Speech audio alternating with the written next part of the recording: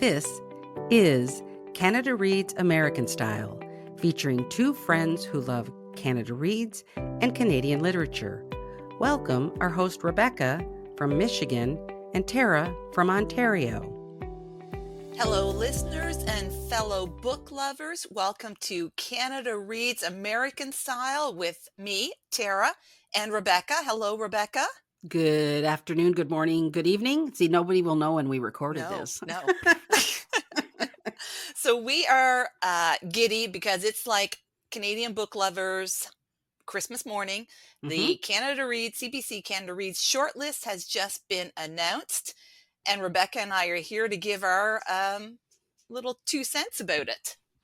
Yeah, sounds good. Okay, so before we get started on our thoughts and feelings, I'm going to go through the short list with the defenders and the book that they're defending. So to set us all up for our discussion.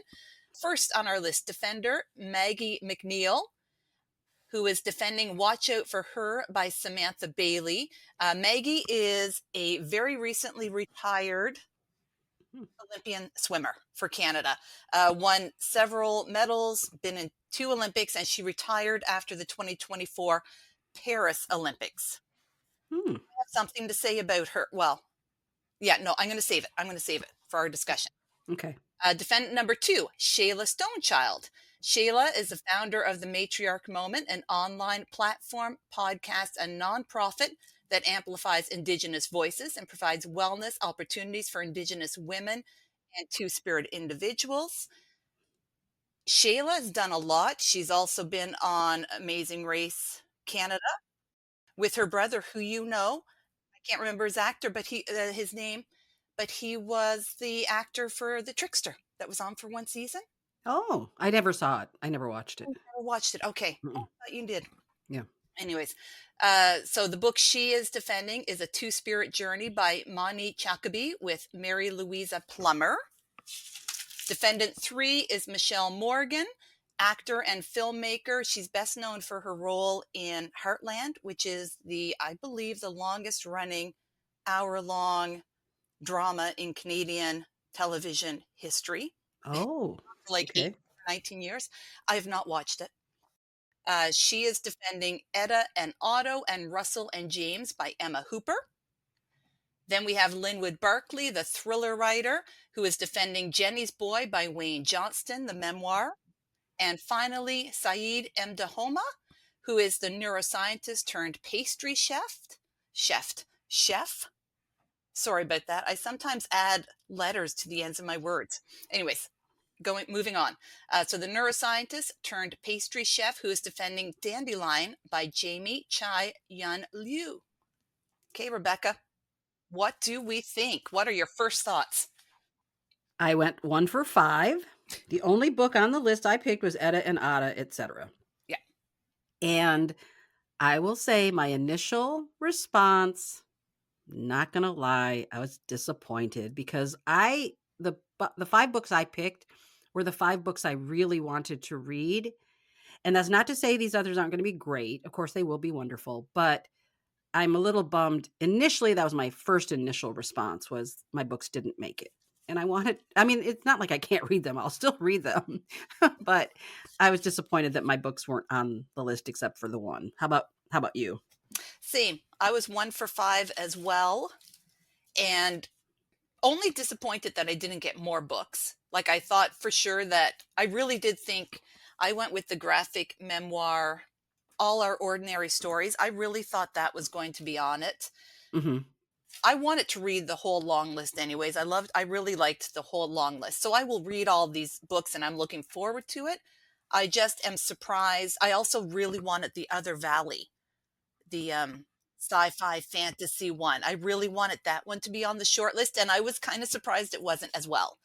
That was the one, along with Etta and Otto, that was the other one I really, really wanted. Because I just thought, just from the blurb, because obviously I haven't read any of these books yet, I thought that one sounds like it could be a great discussion. Yeah. Just the idea of the concept of it. And I thought, this would make a really compelling debate with it. Yeah, so that's my only disappointment. So the one book that I did get right was Watch Out for Her by Samantha Bailey, the thriller. Yeah, other than that, it was released, I think, around 9:45, about an hour ago. Oops, I just revealed that we're Oh, podcasting in the morning. I love it. I was going to say, so within like 5 minutes or so of getting the list, I immediately went on to the library and I was able to put a hold on all 5 books. And I was pretty fast actually, because I'm not below for most of them. I'm first or second on the list, and fourth or fifth is the longest I am. So I will not have to wait, hopefully, too long for the books. Yeah, and for me, I had already put a hold on 11 of the 15 because I wanted to make sure I could get them. So I have them all coming in, the 11, and then the 4 that I couldn't get, and in fact, give me a second here, and I'll pull out the ones I couldn't get. One of them, yeah, is on the list, Dandelion. Now, Oh, when I say I couldn't get, I only was checking in hardcover or paperback because I really just didn't want to be reading anything on my e-reader. I've read a lot on my e-reader lately, and sometimes I'll get into a thing where I've just read too many on that and I need to go back to paper because I like them both equally. They both have advantages, but I didn't want to read anything online. But this one, I'm on the waiting list now for Dandelion. It said it'll be about 3 weeks mm, before I'll get it. So I have to wait for that one. But everything else I will have, and I do have Etta and Otto right now. I did pick that one up yesterday, so awesome. I will start with that one, it looks like. Yeah. So You will probably get through them faster than I will, but no, actually, you know what I've decided to do this year? So I think I said it in the last podcast, but I'm going to dole them out in a specific way because every year I read them too soon and then I can't remember the stories when the competition begins. So I'm actually going to push them a little bit closer toward the actual competition. And we have what, like 5, 6 weeks or something? How oh many yeah, weeks do we have? easily. So this is the end of January. We have almost 2 months really, right? This is January 23rd Yeah. and it starts March 17th, Yeah, exactly. right? So we So, have quite a bit of oh, time. yeah. So I'm going to push them back closer to the competition so that I have a better memory of the stories. That's a good idea.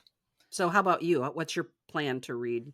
I'm just going to read them as they come in from the library. So I immediately put holds on, and then I looked at my whole library holds list, and I'm probably screwed. Like I think because I had so many library holds from before. So they're probably all going to come in at the same time and I'm going to be overwhelmed. And that's okay. I don't mind. I like that. It's fun. It gives me like a little adrenaline rush, which is a comment on my life. If, the library holds coming in is my little adrenaline rush, Hmm. you have a little insight into how big of a risk taker I am in life. But so that's my plan. I'm just going to read them as they come in and see what happens. And then I've placed holds previously for the ones that I thought / hoped would be on the list. And I'm just going to leave those on my holds list as well because I really want to read them. That was Hmm. like I think the Other Valley, the graphic memoir that I just mentioned, All Our Ordinary Stories. I think there was another one that I can't remember what it was. So I'm just going to go with it and see what happens. I don't have to worry about at least I don't think I have to worry about it as much here in Michigan because the books that I'm getting, there were plenty of copies in on the shelves throughout the state of Michigan. So I feel like if I have to renew a book that I physically have, I should be able to renew and not worry about somebody else waiting for it. Yeah, yeah. Do you want to go through each book and defender and give our little thoughts? Sure, absolutely. Well, I'm Okay, going to let you start because you probably know way more than I do. So, we'll see. yeah, Okay, pretty let's sure. start with Maggie Mac Neil and Watch Out for Her by Samantha Bailey. Rebecca, I'm kind of annoyed with myself because I think off microphone, you and I were discussing and sharing like who we thought could be potential defenders this year.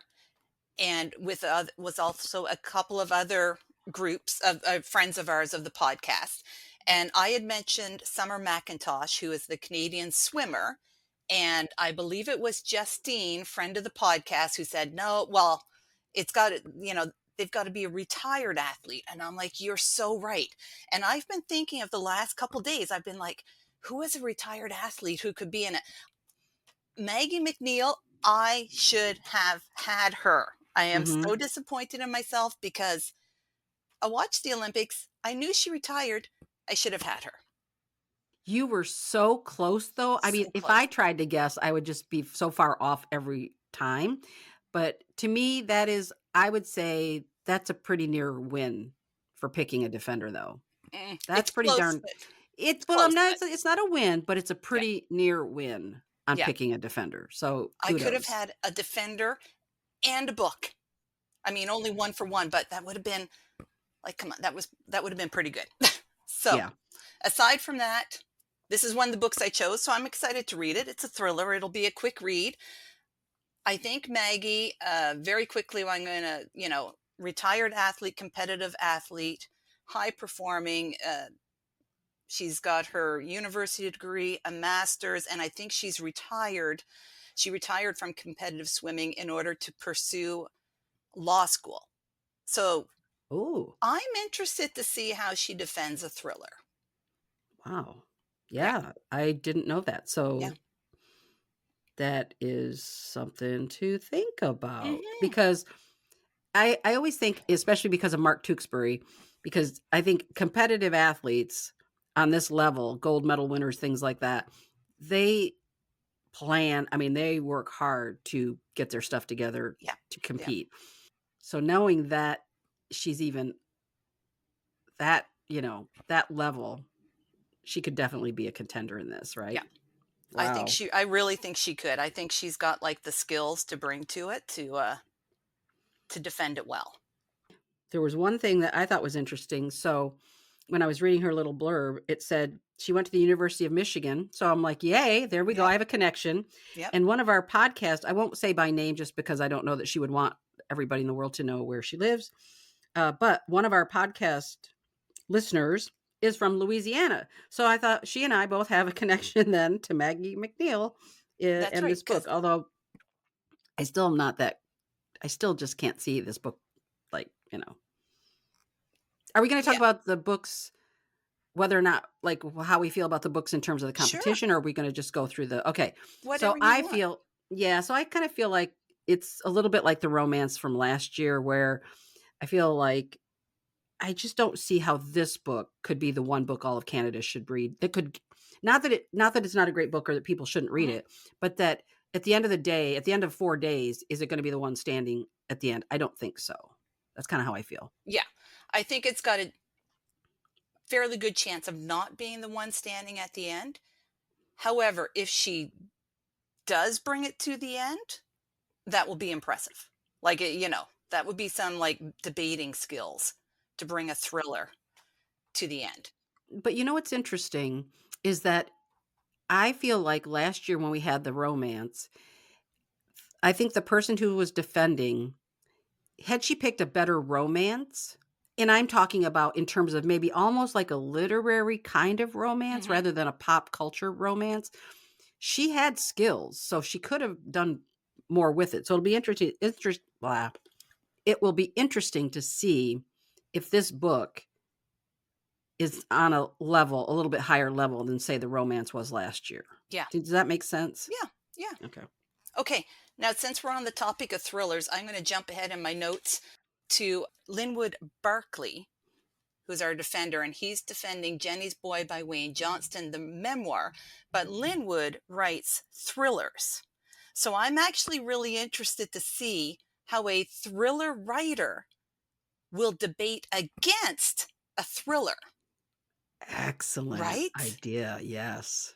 And will he? Maybe I Yeah, I don't really. know. Will he? So I had like the pleasure, I think, of last summer seeing Linwood at our local library for Wow. his, I was going to say defending his latest book, but it wasn't defending his latest book, discussing his latest book. And he was very charming, very funny, like very relaxed. He's relaxed speaking in public. He has great, makes connections with people like you. I really enjoyed seeing him. So I think he's going to do a great job. I want I'm not so much concerned about how he defends his memoir, like I said, as to seeing if he attacks a thriller. Mm-hmm. So, Rebecca, do you have any thoughts about Linwood and or Jennie's boy? What do you think of the memoir? I don't really know him. I haven't read any of his books yet, but I was thinking there's a strength in the book in that, again, it's like this older woman character perspective because I guess it's his grandmother, like uh, Wayne Johnston. It's his grandmother's kind of story with him or something. So I sort of feel like that's a strength of the story because again, I can't really remember a lot of older women characters being front and center. And you said something in the last podcast, which it feels kind of like this list was a sort of a commemoration or a celebration of older females, right? Yeah. So I will say, when I thought about what books will be standing at the end because of who he is and how articulate he is, as you had said before, he is the one of the two books at the end. I think this will be one of them. Oh, that's a big Yeah. prediction. Putting Hmm. it out there. Okay. I thought, yep, I'm going by your order, so that's Yep. my prediction. That's going to be one of two standing on Thursday, on the Thursday of the competition. Oh, okay. Take note. Take note. Yes. Okay, let's move on. So next, Shayla Stonechild, defending A Two-Spirit Journey by Ma-Nee Chacaby with Mary Louisa Plummer, which is a book I believe both of us have wanted to read when we saw the list. We Hmm. both want to read this memoir. Shayla Stonechild by name, I wasn't familiar with her until I started looking into her, and then I realized that I'd seen her and her brother compete on a season of Amazing Race Canada, a show which I love. And then when you get into her resume, I think she's a powerhouse. I think. I do too. Yeah. I love that she's all about matriarchs, which I was kind of surprised that the other book, Becoming a Matriarch, didn't make the list because I read some comments from people who have read it and they just rave about it. Now, that's not to say I haven't read anything yet about this one, but so here's my other thing I'm going to say. I think it's the year of the memoir. There's two memoirs on the list this year. I think she and Linwood Barclay will be at the end on Thursday. It'll be one of these two books. That's my prediction. I agree. I agree. I think this when my gut feeling is that it's going to be Shayla standing at the end with this book. Winning? Yeah. Yeah, I do too. That's Yeah. my pick too. Yeah. How about that? We're both I know. picking the same book to win. Nice. Wow. Okay. Nice. Yeah. I just think it's I don't know. I just think she's going to do it. I just think she's really stacked to do it. It's a strong book to defend. I think it'll be like an easy book to defend. Easy Hmm. in quotes, everyone, because none of this would be easy to do. But Yeah. I think there could be a lot for her to build on for an argument Yeah. of it being the one book. And I think her background, a podcaster, she really focuses on matriarchs, Two Spirit, Indigenous. I mean, I just think she's primed to win it. Now, of course, as we always say, she could go out first too. It just depends on how competitive people are and how much they want to get rid of their stiffest competition. But if it went the way, in my mind, it could potentially go with the strength of the defender and the quality of the material. These would be the two standing, and I do think she would be the winner. So, Okay. Our next defender, Michelle Morgan, actress and filmmaker, defending Etta and Otto and Russell and James by Emma Hooper. Again, another book that you and I both wanted to read immediately when the mhm. long list was released. I'm not familiar with Michelle, but she's an actress, so I think she will be fine defending. I don't think nerves are going to get to her in terms of being in front of the camera. Yeah, again, my whole theme this year, I guess, is about the matriarch, and so I feel like you've got two really strong, potentially two strong memoirs. So this is fiction. I kind of feel like because there are two memoirs, if it was just one, I might think this one could potentially be stronger. but there are 2 memoirs out of 5. I sort of feel like this is the year of the memoir. Mm-hmm. I think this could be a compelling literary book, though. 100% Yeah. agree. Yes. Yeah. In fact, I really sort of feel like, for me, in terms of the theme, it is the strongest. If I had to pick one, if we were picking literary fiction, again, this is without having read it. So, Yeah. this is all just kind of a crapshoot. But I'm just Right. saying, from what I've read and what I feel like that would be the best, of the list. I'm trying to even think of the whole list.